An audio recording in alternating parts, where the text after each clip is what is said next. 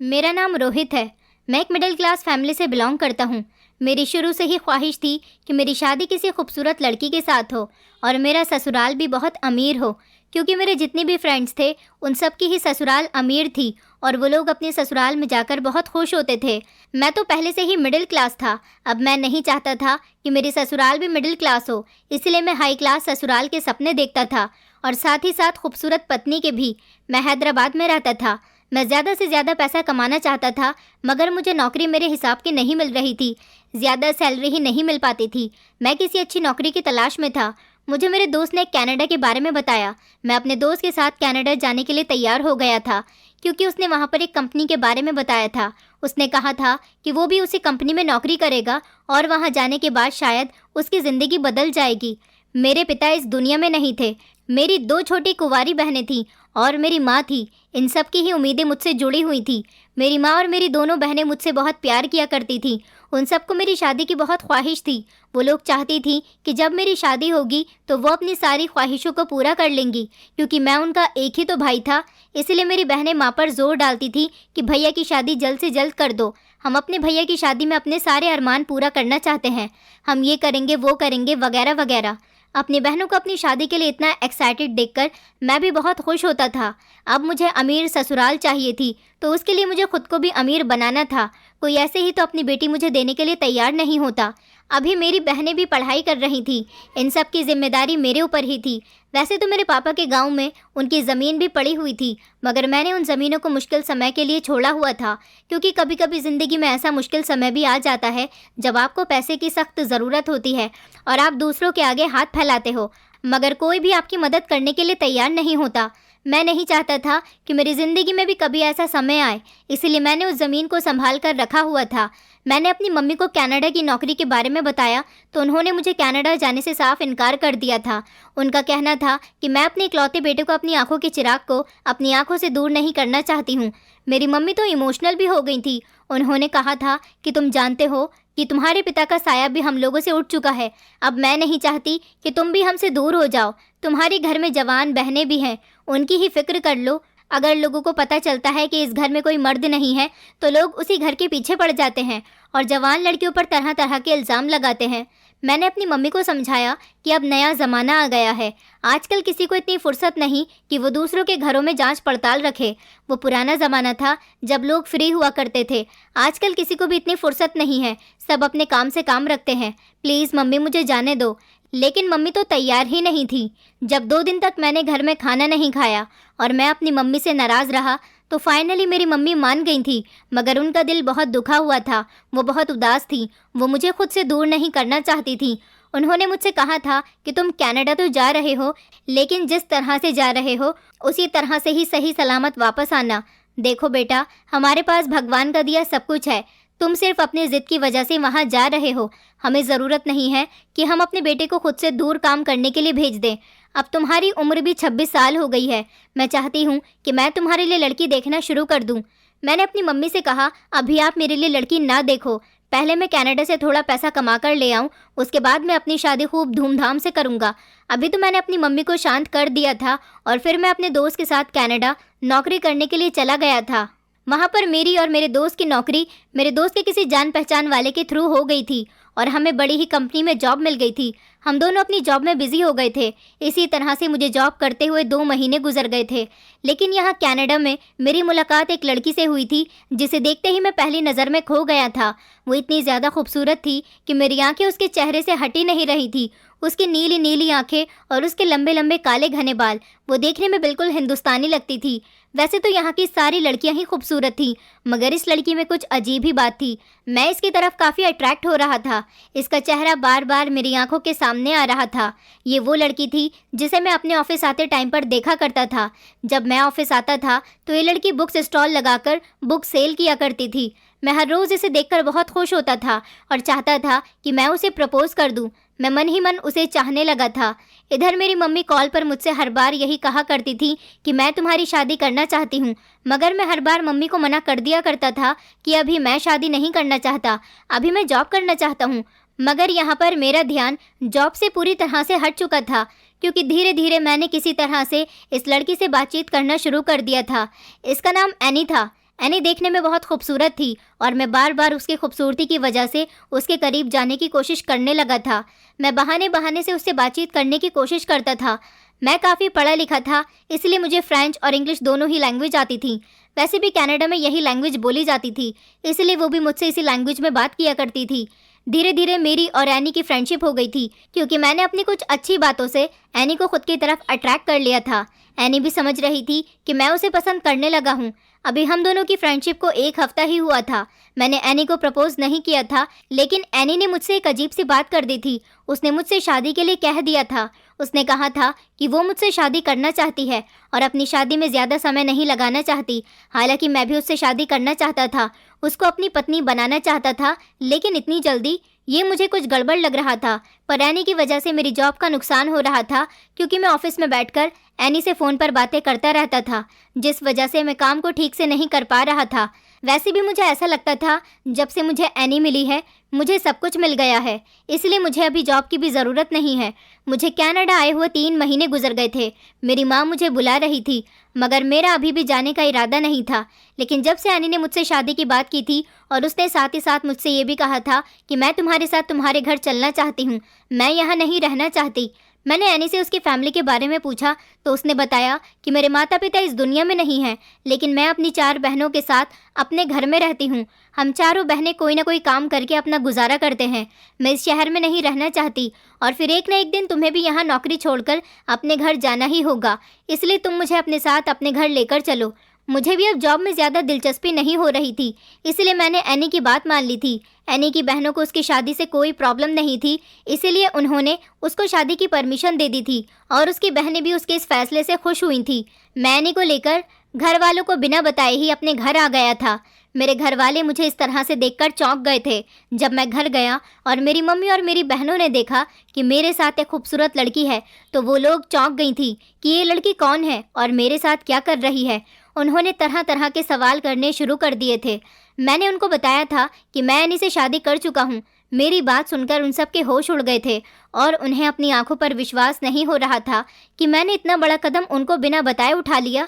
मुझे पता था कि उनके लिए बात बहुत शॉक्ड वाली बात है, मगर मैं एनी के प्यार में बहुत बुरी तरह से डूब गया था।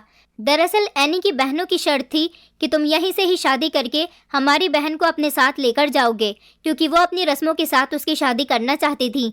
इसीलिए मेरी शादी उन्हीं के हिसाब से वहीं पर हो गई थी और मैं अपनी पत्नी को यहाँ पर लेकर आया था।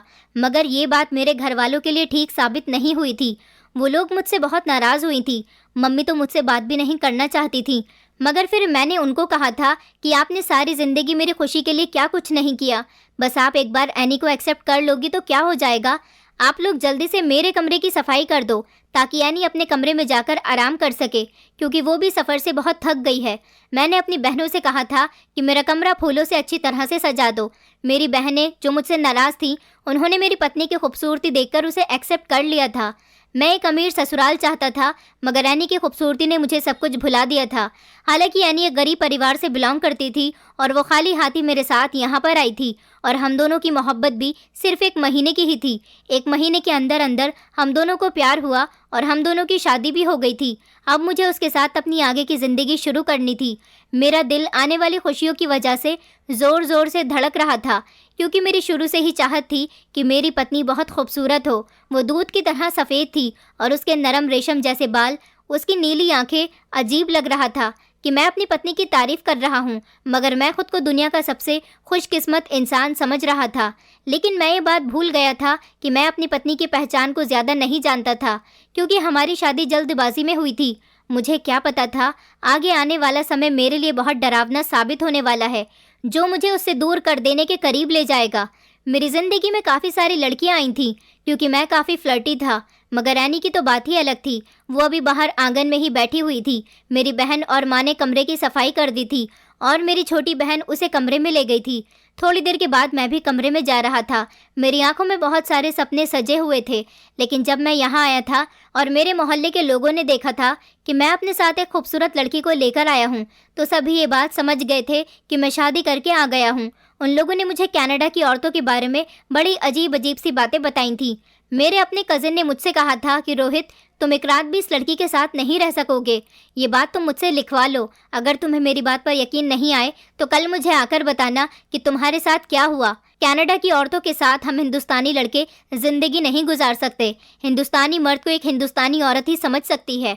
और ये कनाडा की औरतें क्या क्या करती हैं, अगर तुम जान जाओ तो उनके साथ एक मिनट भी न रहो। मुझे अपने कज़िन की ये बात बहुत बुरी लगी थी।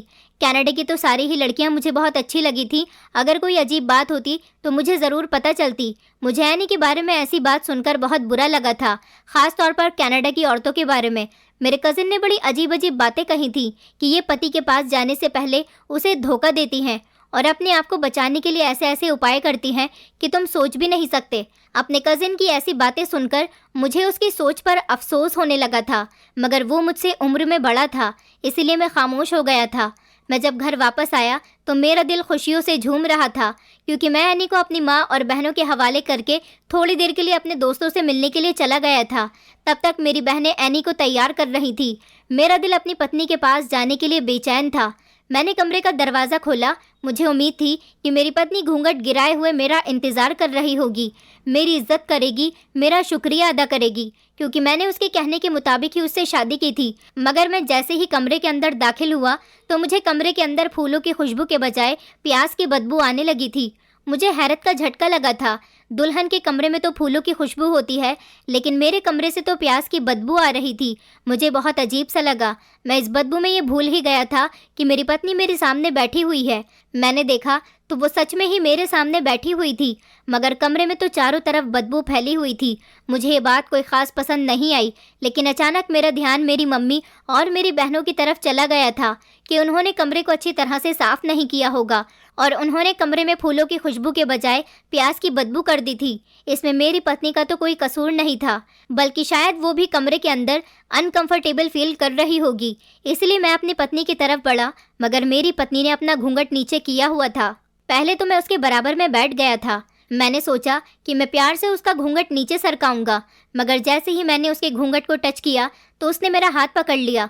उसके हाथ में सख्ती थी। उसने मेरे हाथ को मजबूती से पकड़ा हुआ था, जैसे वो मेरे हाथ को अपने घूंघट के करीब नहीं आने देना चाहती थी। उसकी ये बात मुझे बड़ी अजीब लगी थी कि शादी की पहली रात कोई पत्नी अपने पति को अपने करीब आने से क्यों रोकेगी, और फिर हम दोनों की शादी तो मर्जी से हुई थी। मुझ में तो इतनी शर्मिंदगी आ गई थी कि मैंने खुद ही अपने हाथ को पीछे कर लिया था। उससे ये तक नहीं पूछा कि तुमने मेरा हाथ क्यों पकड़ा हुआ है। मैं अपने कमरे से बाहर आने लगा था। मैंने सोचा कि मैं एनी से अब दोबारा बात नहीं करूंगा जब तक कि अपनी मर्जी से मुझे खुद को अपने हवाले नहीं कर देती। फिर मैंने सोचा कि मैं क्यों इतना नरम दिल बनूं। मैंने तो एनी की हर बात मानी थी। उसने जैसा कहा था मैंने वैसा ही किया था, यहाँ तक कि मैंने अपनी फैमिली को भी नाराज़ कर दिया था, सिर्फ उसकी खातिर। अब वो मेरी पत्नी थी, मेरी उसके साथ शादी हो चुकी थी, तो अब मैं उसके इतने नखरे क्यों बर्दाश्त करूं। मैंने आगे बढ़कर उसका घूंघट अचानक तेज़ी से पलट दिया, मगर घूंघट हटते ही मैंने जो नज़ारा देखा उसने तो मेरे होश ही उड़ा दिए थे। मैं बस गिरते गिरते बच गया था। मुझे अपनी आंखों पर विश्वास नहीं हो रहा था कि मैं जो देख रहा हूँ वो सच है या नहीं। मुझे अपनी आंखों पर विश्वास नहीं था, इसलिए मैंने खुद पर चुटकी काट कर देखा कि मैं कोई सपना तो नहीं देख रहा। लेकिन इससे पहले मैं अपनी पत्नी से कोई बात करता, अचानक कमरे पर दस्तक होने लगी। मेरी पत्नी ने अपना घूंघट जल्दी से नीचे कर लिया। मैंने कमरे का दरवाज़ा खोला तो सामने मेरी मम्मी खड़ी हुई थी। मेरी मम्मी को पता था कि मेरी पत्नी को उनकी लैंग्वेज समझ नहीं आएगी। उन्होंने अपनी लैंग्वेज में कहा, बेटा तुम जानते थे कि मुझे और तुम्हारी बहनों को तुम्हारी शादी की कितनी चाहत थी। हम अपनी पसंद की लड़की से तुम्हारी शादी करवाना चाहते थे, मगर तुम तो इस लड़की को यहाँ पर लेकर आ गए हो। तुमने वही किया जो तुम्हारे जी में आया। अब तुम्हारे साथ जो भी होगा उसके जिम्मेदार हम नहीं हैं, क्योंकि ये एक अनजान जगह की लड़की है। ये लो चाय पी लो, तुम्हारे सारे दिन की थकावट उतर जाएगी, और अपनी पत्नी को भी दे देना। मम्मी की बात सुनकर मुझे लगने लगा था कि मुझसे बहुत बड़ी गलती हो गई, मगर इतनी जल्दी मैं किसी नतीजे पर नहीं पहुंच सकता था। इससे पहले कि मैं अपनी पत्नी से और कोई बात करता, उसने धीमी सी आवाज़ में मुझसे एक बात कही। वो कहने लगी, मैं बहुत ज़्यादा थक चुकी हूँ, इसलिए मैं चाहती हूँ कि मैं अब सो जाऊँ। वैसे भी मैं अपनी पत्नी का जो रूप देख चुका था, उसके बाद मैं थोड़ा हैरान रह गया था। मैंने उससे कोई बात नहीं की और मैं कमरे से निकल आया था। मैं अपनी मम्मी से शिकायत करना चाहता था कि कम से कम कमरे की सफाई तो उन्हें ढंग से करनी चाहिए थी। कमरे से प्याज की बदबू आ रही थी, ना ही वहाँ पर कोई फूल थे और ना ही उनकी खुशबू। मैं बाहर गया तो देखा कि मेरी मम्मी अपनी दवाई खा रही थी। वो मुझे अचानक से देखकर चौंक गई और कहने लगी कि क्या हुआ है बेटा, कहीं कुछ गड़बड़ तो नहीं हो गई। मैंने अपनी मम्मी से कहा, कैसी गड़बड़ की बात कर रही हैं आप मम्मी? आपने मेरी पत्नी को एक्सेप्ट नहीं किया है। आप ऐसी बातें मत करो। आपने और आपकी बड़ी बेटी ने कमरे की सफाई करते समय बिल्कुल भी सफाई का ध्यान नहीं रखा। क्या मेरे पीछे आप लोगों ने मेरे कमरे को इस्तेमाल किया है? और अगर इस्तेमाल कर भी लिया था तो आपको कमरे की सफाई ठीक तरह से करनी चाहिए थी। कमरे से बहुत तेज़ प्याज की बदबू आ रही है। मुझे आप लोगों से ये उम्मीद नहीं थी। मैंने कनाडा से आप लोगों को काफ़ी सारे पैसे भेजे थे। मुझे लगा था कि आप एनी को देखकर खुश हो जाओगी, मगर आप लोगों ने मेरे साथ क्या किया? ना ही मेरा कोई स्वागत किया और मेरे इकलौते कमरे को भी ठीक से साफ नहीं किया। मेरी बात सुनकर मम्मी ने मुझे गौर से देखा और कहने लगी, बेटा तुम होश में तो हो? हमने तुम्हारे कमरे की सजावट में कोई कमी नहीं छोड़ी थी। तुम्हारा कमरा तो खुशबू से महक रहा था और हमने तुम्हारी पत्नी को 5 मिनट पहले ही तो कमरे में भेजा था। फिर तुम कौन सी प्याज की बदबू की बात कर रहे हो? तुम तो हमारे खिलाफ अभी से ही होने लगे हो। आगे चलकर क्या होगा? मम्मी के अंदर भी नॉर्मल सासों वाली आदत आने लगी थी। ये देखकर मुझे बड़ी मायूसी हुई। मैं तो घर से ही निकल गया। कितनी मोहब्बत और भरोसे के साथ मैंने एनी से शादी की थी, मगर मुझे क्या देखने को मिला? मैंने सारी रात सड़क पर गुजार दी थी। मैं अपनी परेशानी की वजह किसी को बता भी नहीं सकता था। मैं घर आ गया था। जब मैं घर आया तो लगभग सुबह के 6 बज रहे थे। मैं जैसे ही अपने कमरे में गया तो कमरे के अंदर से फूलों की खुशबू आ रही थी। कमरे में फूल लगे हुए थे। मैं हैरान हो गया था। मुझे अपनी मम्मी पर शक होने लगा कि कहीं वो मुझसे झूठ तो नहीं बोल रही थी। मेरे नाराज़ होने पर उन्होंने अब कमरा फूलों से सजा दिया हो। उन्होंने प्याज वाला हादसा मेरे साथ जानबूझकर किया हो ताकि मैं अपनी पत्नी से दूर हो जाऊं। इस समय तो मेरी पत्नी भी गहरी नींद में सो रही थी। मैं उससे भी कुछ नहीं पूछ सकता था। अपने दिमाग में भी मैं सवाल लिए हुए बिस्तर पर लेट गया था और गहरी नींद में सो गया था। जब मेरी आँख खुली तो दोपहर के 3 बज रहे थे। मैंने सोच लिया था कि आज मैं अपनी पत्नी से बातें करूंगा और रात की भी सारी बात उससे पूछूंगा कि रात उसने मेरे साथ ऐसा क्यों किया था, मगर मुझे मौका नहीं मिला। दोपहर के खाने के बाद जब मैं अपने कमरे में वापस गया तो सामने के नज़ारे ने मुझे हैरान कर दिया। मेरी पत्नी ने अपने बाल खोले हुए थे। इतने मुलायम और चमकदार बाल मैंने किसी लड़की के नहीं देखे थे। आज मैंने बिना किसी तकल्लुफ़ के अपनी सारी चाहतें अपनी पत्नी पर लुटा दी थी। मुझे उसकी खूबसूरती ने दीवाना कर दिया था। मैंने उससे पूछा कि तुमने मुझ पर कोई जादू तो नहीं कर दिया? कल रात तुम्हें क्या हो गया था? वो कहने लगी, बस कल मैं थोड़ी थकी हुई थी, इसलिए आपके साथ टाइम स्पेंड नहीं कर पाई। आज से हमारी ज़िंदगी की शुरुआत हो गई है। हम दोनों प्यार मोहब्बत के साथ रहेंगे और हमारी ज़िंदगी बहुत अच्छी तरह से गुजरेगी। मेरी पत्नी के चेहरे पर एक अजीब सी मुस्कुराहट थी। उसकी मुस्कुराहट से ऐसा लग रहा था जैसे उसने बहुत बड़े कारनामे को अंजाम दिया हो। मैं अपनी पत्नी से इतना खुश था कि मेरा अपने कमरे से बाहर निकलने को मन ही नहीं कर रहा था। मैं बार बार उससे बातें करता, उसके हाथ पकड़ता तो कभी उसके चेहरे को चूमता था। मेरा दीवानापन ऐसा था कि जैसे मुझे दुनिया की खूबसूरत लड़की मिल गई हो। रात हो गई थी और रात के 12 बजे का समय करीब आने लगा था। मेरी पत्नी घबराने लगी थी। मुझे उसके घबराने की वजह समझ नहीं आई थी। वो मुझसे कहने लगी, रोहित तुम सो क्यों नहीं जाते? सो जाओ, सुबह जल्दी उठ जाना। तुम्हें अपनी नौकरी की शुरुआत भी तो करनी है कल से। मैंने अपनी पत्नी से कहा कि इतनी जल्दी कौन सोता है, अभी 1-1.5 घंटे में सो जाएंगे। मगर ऐनी जिद करने लगी कि हमें जल्दी सोना चाहिए। मैं अपनी इतनी खूबसूरत पत्नी की बात को कैसे टाल सकता था। मैंने कहा, अच्छा ठीक है, हम सो जाते हैं। मैंने आंखें बंद कर ली तो मुझे नींद आ गई। जब मेरी आंख खुली तो लगभग 1 घंटा गुजर गया था, क्योंकि मुझे थकान हो रही थी। मैं सोना नहीं चाहता था, मगर जैसे ही मेरी आंख खुली मेरी पत्नी कमरे में नहीं थी। ये देखकर मुझे अजीब सा लगा था, क्योंकि उसने तो मुझसे खुद ही कहा था कि हम दोनों को सो जाना चाहिए, आपको जल्दी उठना है। मगर वो कमरे में नहीं थी। मैंने उसे बाथरूम में भी देख लिया था, मगर वो वहाँ पर भी नहीं थी। अभी मेरी नज़र दरवाजे पर पड़ी तो दरवाज़ा बंद नहीं था बल्कि खुला हुआ था। मैं समझ गया कि वो बाहर गई हुई है। अभी ज़्यादा रात नहीं हुई थी। इस समय तक तो मेरी मम्मी और बहनें जाग रही होती थी। मुझे खुशी हुई थी कि वो मेरी मम्मी और बहनों से बातचीत करने बाहर गई है। मैंने सोचा कि मैं बाहर जाकर मम्मी से पूछता हूँ। वो मेरी पत्नी से बहुत खुश होंगी कि उनकी बहू उनसे बातचीत करने के लिए उनके पास आई है। मगर मैं जैसे ही कमरे से बाहर गया तो मेरी पत्नी वहाँ पर नहीं थी। मेरी मम्मी अपने कमरे में बिल्कुल अकेली थी। ये देखकर मुझे बड़ी हैरानी हुई थी और मुझे अजीब भी लगा था। मैंने अपनी मम्मी से एनी के बारे में पूछा कि एनी कहाँ पर है मम्मी? तो मम्मी ने एक अजीब से अंदाज से मेरी तरफ देखा और कहने लगी, बेटा मुझे क्या पता तुम्हारी पत्नी कहाँ है? तुम लोग सारा दिन कमरे से बाहर तक नहीं निकले हो, अब आए हो तो आते ही मुझसे अपनी पत्नी के बारे में पूछ रहे हो। इस बारे में तो तुम्हें पता होना चाहिए कि तुम्हारी पत्नी कहाँ है और कहाँ नहीं। मम्मी का गुस्सा देखकर तो मैं डर गया था। मैंने उनसे दोबारा कोई सवाल नहीं किया। फिर मैं अपनी बहन के कमरे की तरफ चला गया। मेरी दोनों बहनें आराम से अपने कमरे में सो रही थी। मेरी पत्नी तो वहाँ पर भी नहीं थी। अब मैं अपने कमरे में आ गया था और मैंने आखिर पूरे घर में उसे ढूंढ लिया था। तभी अचानक मेरी नज़र कमरे के स्टोर रूम पर गई। स्टोर रूम का दरवाज़ा भी खुला हुआ था और स्टोर रूम की लाइट भी जली हुई थी। मैंने देखा कि स्टोर रूम में भी प्याज की बदबू फैली हुई थी। ऐसा लग रहा था जैसे कि कोई अभी अभी यहाँ से प्याज काट कर निकला है। वहाँ पर प्याज के छिलके भी पड़े हुए थे। मैंने अपनी मम्मी से बाहर आकर पूछा कि क्या आपने अभी खाना बनाया है।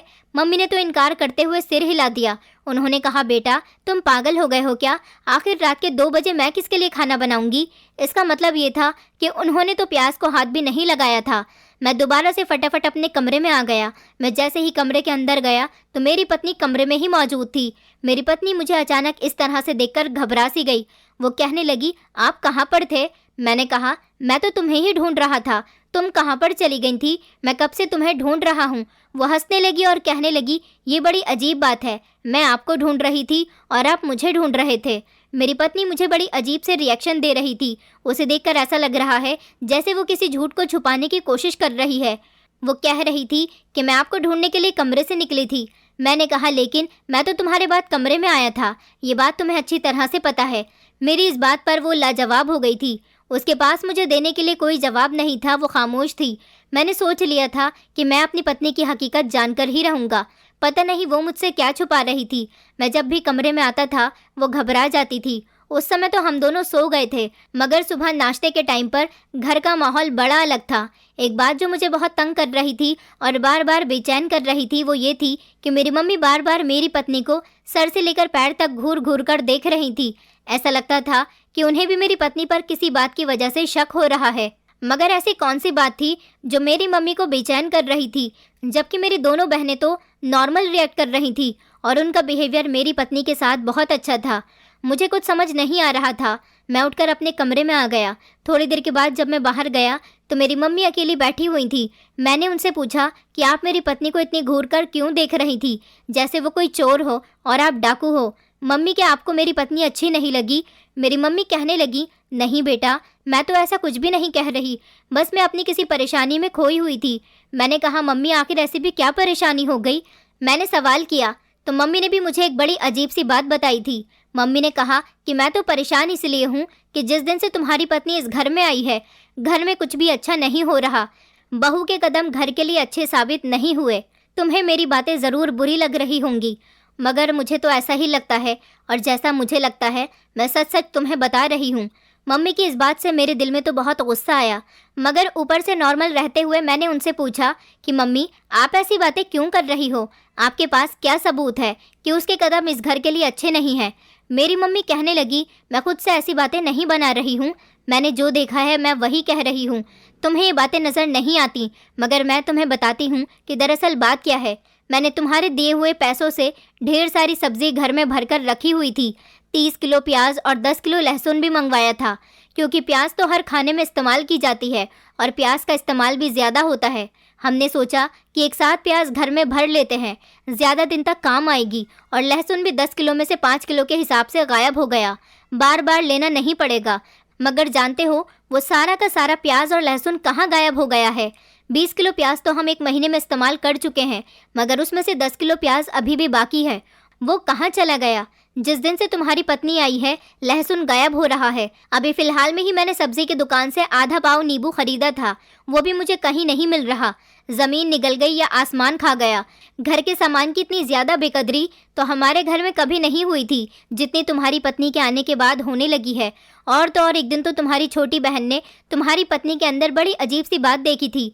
तुम्हें याद है, तुम परसों अपने दोस्त के घर गए थे। तुम्हारी पत्नी ने कमरे का दरवाज़ा अंदर से बंद किया हुआ था। मेरी बेटी जैसे ही तुम्हारे कमरे में गई तो तुम्हारी पत्नी ने दरवाज़ा खोल दिया था, मगर कमरे के अंदर मोमबत्तियों का धुआं फैला हुआ था और उसने ज़मीन पर नींबू, प्याज और लहसुन के ढेर सारे छिलके भी पड़े हुए देखे थे। मम्मी की बात सुनकर तो मेरे दिमाग में भी काफ़ी सारे सवाल उठने लगे थे। प्याज की बातें सुनकर तो मैं थक चुका था, मगर शादी की पहली रात जो नज़ारा मैंने देखा था वो भी बड़ा ख़तरनाक था। वो अभी तक मेरे दिमाग से गया नहीं था। मैंने सोचा कि मैं इस बारे में आज अपनी पत्नी से खुलकर बात करके ही रहूँगा। मैं जैसे ही कमरे में गया मेरी पत्नी सो चुकी थी। कुछ दिन तो इसी तरह से गुजर गए थे क्योंकि मैंने नौकरी पर जाना शुरू कर दिया था। जैसे ही कमरे के अंदर जाता तो मुझे भी मोमबत्ती के धुएं की स्मेल आती थी, मगर इस टाइम मोमबत्ती का क्या काम था क्योंकि हमारे घर में तो इन्वर्टर लगा हुआ था और मैंने बची हुई मोमबत्तियों के टुकड़े भी अपने कमरे में देखे थे। मैं जब भी अपनी पत्नी से कोई बात पूछने की कोशिश करता तो उसकी खूबसूरती में इतना गुम हो जाता था कि मैं सब कुछ भूल जाता था। वो मुझे इतनी खूबसूरत लगती थी कि उसे देखने के बाद मुझे कुछ याद ही नहीं रहता था।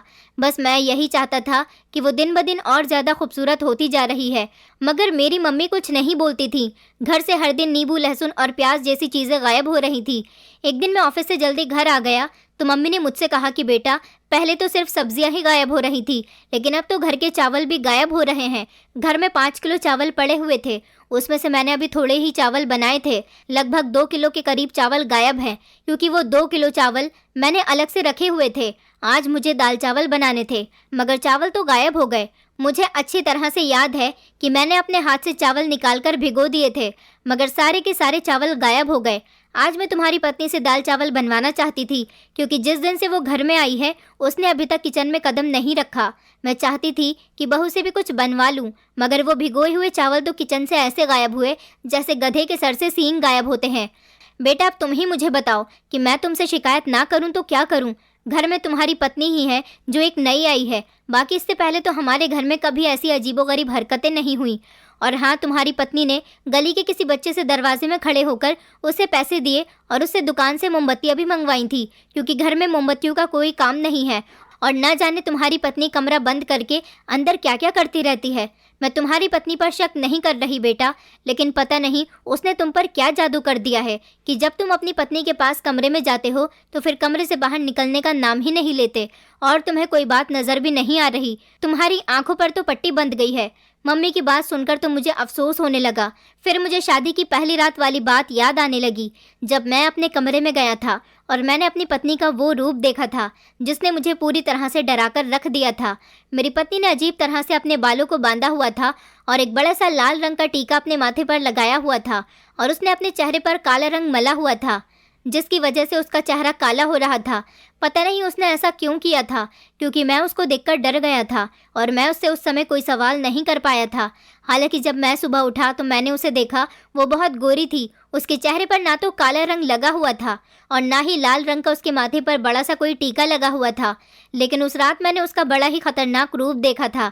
मगर मैं अपनी शादी को सिर्फ एक छोटी सी बात पर तो नहीं तोड़ सकता था, इसलिए मैंने ये बात किसी को नहीं बताई थी। और जब भी अपनी पत्नी से उसकी उस हालत की वजह पूछने की कोशिश करता तो ना जाने उसकी खूबसूरती में कहीं गुम हो जाता था और मैं सारी बातों को भूल जाता था। मैं उससे कोई सवाल ही नहीं कर पाता था।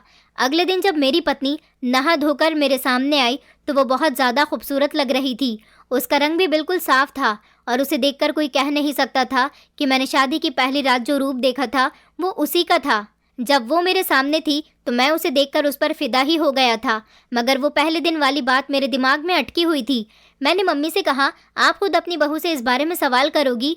न जाने मैं उसके करीब जाता हूँ तो मुझे क्या हो जाता है, मैं उससे कुछ नहीं पूछ पाता। इसलिए आप ही इस बारे में उससे बात करोगी कि क्या हुआ है और क्या नहीं। वैसे भी मैं इन मामलात में नहीं पड़ना चाहता। मम्मी मेरे साथ ही कमरे में आ गई। मैंने जैसे ही कमरे का दरवाज़ा खोला तो मेरी पत्नी शायद आज दरवाज़ा बंद करना भूल गई थी। उसे देखकर तो एक बार फिर से हमारी चीखें निकल गई थी। हमारी जगह आप लोग भी होते तो आपका भी वही हाल होता, क्योंकि मेरी पत्नी ज़मीन में मोमबत्तियों का एक गोल घेरा बनाकर बैठी हुई थी। उसके आगे लाल रंग का कपड़ा पड़ा हुआ था और उसने नींबू, लहसुन और प्याज को काटकर ज़मीन पर लगाया हुआ था। उसकी हालत तो बिल्कुल चुड़ैलों जैसी हो रही थी। वो बहुत खतरनाक लग रही थी। पर अचानक हम दोनों को कमरे में देखकर वो बेहोश हो गई। हमने उसे जगाने की बड़ी कोशिश की, मगर कुछ देर के बाद वो खुद ही होश में आ गई थी। हमने उन मोमबत्तियों को और सामान को किसी तरह से हाथ नहीं लगाया था। जैसे वो चीज़ ज़मीन पर पड़ी हुई थी वैसे ही रहने दी थी। मेरी बहनें भी कमरे में आ गई थी और वो इस सब को देखकर बहुत डर गई थी और अपने कमरे में बंद हो गई थी। उन्हें मेरी पत्नी से डर लग रहा था, जबकि मैं और मम्मी मेरी पत्नी के पास ही बैठे हुए थे। मेरी पत्नी जैसे ही होश में आई तो खूब रोने लगी। मैंने उसे सवाल किया कि आखिर तुम ये सब कुछ क्या कर रही थी। अपनी पत्नी को रोता हुआ देखकर मेरे दिल में तरस आ गया, लेकिन मेरा ये सवाल करना उससे बहुत ज़रूरी था क्योंकि अब मैं सच्चाई जानना चाहता था। मैं उससे पूछने लगा, इतने दिनों से तुम ये क्या ड्रामा कर रही हो? वो कहने लगी कि ये ड्रामा नहीं है, बल्कि हमारे शहर की कुछ औरतों को करना ही पड़ता है। ये सब करना हमारी बहुत बड़ी मजबूरी है। मैं जानती थी कि तुम मुझे पसंद करते हो, इसीलिए मैंने तुमसे फ़ौरन ही शादी के लिए कहा था। मैं तुम्हारे साथ कनाडा में नहीं रह सकती थी, क्योंकि तुम अपने माता पिता के इकलौते हो। तुम कभी भी अपनी फैमिली से दूर नहीं रह सकते थे। एक न एक दिन तो तुम्हें अपनी फैमिली के पास आना ही था। इसलिए मैंने जल्दी ही फैसला कर लिया था कि तुम अपनी फैमिली के पास आ जाओ। मैं तुम्हें ज़्यादा नहीं जानती थी, मगर तुम्हारी आंखों में मैंने प्यार देखा हुआ था। ये काले जादू का एक टोटका होता है। हम लोग इस तरह से शादी के 2 महीने बाद तक करते हैं, क्योंकि जिस इंसान को अगर हम नहीं जानते, उसके बारे में हमें कैसे पता चलेगा कि वो सारी ज़िंदगी हमारे साथ रहेगा भी या नहीं। मैंने तुम्हें अपने वश में किया हुआ है। मैं काला जादू बहुत अच्छे तरीके से जानती हूँ।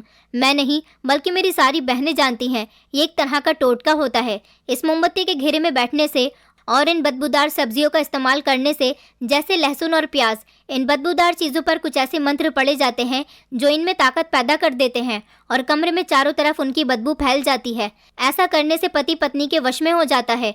पति से चाहे उसकी पत्नी की कोई भी बुराई करे, मगर वो अपनी पत्नी के करीब आते ही सारी बुराइयां भूल जाता है और कभी भी उसे छोड़ने के बारे में सोच भी नहीं सकता। ऐसा ही कुछ तुम्हारे साथ भी हो रहा है। और नींबू मैं अपने चेहरे पर लगाती हूँ, ताकि नींबू के रस को अपने चेहरे पर लगाने से मैं अपने चेहरे की खूबसूरती को बढ़ा सकूं। और चावल के पानी से मैं अपने बालों को धोती हूँ, ताकि मेरे बाल सदा खूबसूरत रहें और तुम्हारी नज़र मेरी खूबसूरती से कभी ना हटे। ऐसा करने से हम औरतें और ज़्यादा खूबसूरत होती हैं। दरअसल हमारे छोटे से इलाके में कुछ औरतें बदसूरती की वजह से अपने पतियों से तलाक ले चुकी हैं, या फिर कुछ लोगों ने उनकी पत्नियों को अपने पति के साथ चैन और सुकून की ज़िंदगी गुजारने नहीं दी, जैसे कि सास, नंदे या फिर देवरानी जेठानी। कुछ लोग ऐसे होते हैं कि पति पत्नी को सुकून से नहीं देख सकते, इसलिए वो उन दोनों को अलग करवाना चाहते हैं। इन्हीं सब की वजह से तंग आकर हम औरतें ये सब कुछ करते हैं, ताकि हम जैसी औरतों की ज़िंदगी शादी के बाद कोई भी बर्बाद ना कर सके और हमारा पति किसी दूसरे इंसान के कहने में ना आ सके। मेरा ये ऐसा करने का मकसद कुछ गलत नहीं था, बस मैं तुम्हारा साथ कभी नहीं छोड़ सकती। मैं हमेशा तुम्हारे साथ रहना चाहती हूँ, क्योंकि हम लड़कियाँ शादी को लेकर बहुत सीरियस होती हैं। मैं भी ऐसा इसीलिए कर रही थी कि आप मेरा इतना ख्याल रखते हो। जब आप मुझे देखते हो तो मैं आपको खिली खिली और निखरी निखरी लगूं। मैं अपनी पत्नी की ये बात सुनकर खामोश हो गया था, जबकि मेरी मम्मी भी शर्मिंदा हो रही थी। अब मुझे पता चला था कि वो इतनी खूबसूरत ऐसी ही नहीं थी, वो अपना बहुत ख्याल रखने की वजह से इतनी खूबसूरत दिखाई देती थी। मेरी मम्मी ने भी धीरे धीरे इन बातों को एक्सेप्ट कर लिया था, मगर काले जादू वाली चीज़ को हम लोगों ने ख़त्म करवा दिया था। मेरी पत्नी का ऐसा कुछ भी करने का गलत मकसद नहीं था, बस वो अपने रिश्ते को कायम रखना चाहती थी। आजकल मैंने भी ऐसे बहुत सारे रिश्ते देखे हैं जो पति पत्नी दूसरे लोगों की बातों में आकर अपने पवित्र रिश्ते को तोड़ देते हैं। शायद मेरी पत्नी इन्हीं बातों से बहुत डरी हुई थी और ऐसा कर रही थी। मेरी पत्नी ने अब काला जादू करना छोड़ दिया है, क्योंकि मैंने उसे भरोसा दिलाया है कि मैं तुम्हारा साथ कभी नहीं छोड़ूंगा। मेरी मम्मी ने भी उसे एक्सेप्ट कर लिया और वो मेरी बहनों के साथ भी बहुत अच्छे तरीके से रहती है। अब वो घर के काम में भी हाथ बटाती है और वो एक अच्छी पत्नी साबित हुई है। हालांकि अपनी खूबसूरती को बरकरार रखने के लिए वो सारे नुस्खे करती है जो वो पहले किया करती थी। यहाँ तक कि उसने मेरी बहनों को भी वो नुस्खे बताए हैं। मेरी बहनें भी उसके बताए हुए नुस्खे अपनाती हैं और अब दिन ब दिन खूबसूरत होती जा रही हैं। मेरी बड़ी बहन का तो रिश्ता भी तय हो गया। मेरी ज़िंदगी मेरी पत्नी के साथ बहुत अच्छी गुजर रही है और मैं अपनी वही पुरानी वाली नौकरी कर रहा हूँ जो कनाडा जाने से पहले किया करता था। वहाँ पर मेरी सैलरी भी डबल हो गई, क्योंकि मैंने दिल लगाकर वहाँ पर मेहनत की और मेरे पास पैसा भी अब काफ़ी आ गया। दोस्तों, उम्मीद करती हूँ आपको हमारी कहानी पसंद आई होगी। कहानी पसंद आई है तो वीडियो को लाइक करें, चैनल पर नए हैं तो चैनल को सब्सक्राइब करें और हाँ, नोटिफिकेशन बेल को ज़रूर दबाएं ताकि अगली अपडेट सबसे पहले आपको मिले।